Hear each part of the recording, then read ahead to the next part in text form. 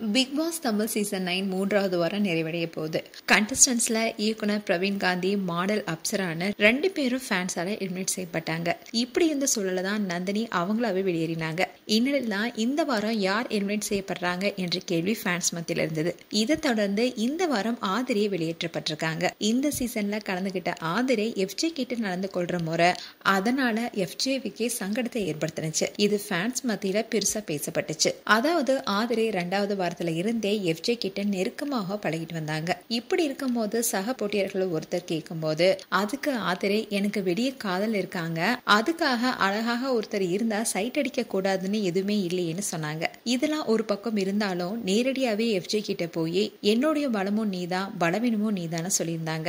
இதனால எஃப்ஜே ஆதிரை கிட்ட இருந்து கொஞ்சம் கொஞ்சமா இடைவெளியை கடைபிடிக்க ஆரம்பிச்சாரு. எஃப்ஜேவுடைய இது மாதிரியான நடவடிக்கை ஆதிரைக்கு குழப்பத்தை ஏற்படுத்தினுச்சு.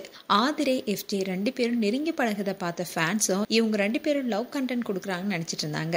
ஆனா அவங்க நெருக்கமா உட்காருது, ஒருத்தருக்கு ஒருத்தர் சமாதானப்படுத்துதுன்னு ரொம்ப பேர் நெருக்கமா இருந்தாங்க. இந்நிலைதான் எஃப்ஜே மட்டும் விலகி போனாரு. இதை தொடர்ந்து ஆதிரையும் விடாம துரத்தி போனாங்க. இந்த சூழல தான் ஆதிரைக்கும் எஃப்ஜேக்கும் இடையே பிரச்சனையும் ஏற்பட்டுச்சு.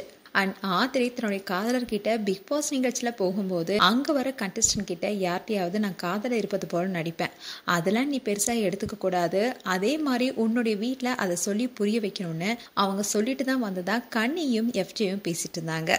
இதை தொடர்ந்து எஃப்ஜேவும் என் மனசுல அப்படி ஒரு எண்ணமே இல்லைன்னு அழுத்தமா சொல்லியிருந்தாரு. இந்த வீடியோ கூட சோஷியல் மீடியால வேகமா பரவ ஆரம்பிச்சது.